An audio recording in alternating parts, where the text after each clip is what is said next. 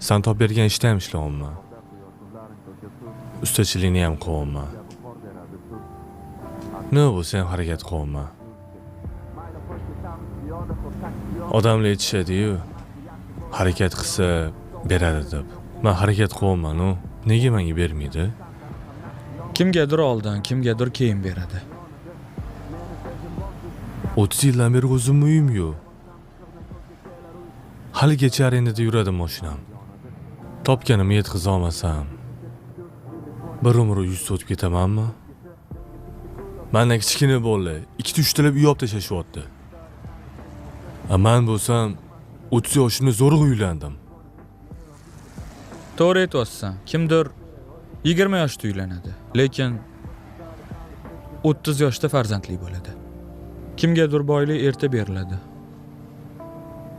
lekin umri qisqa bo'ladi.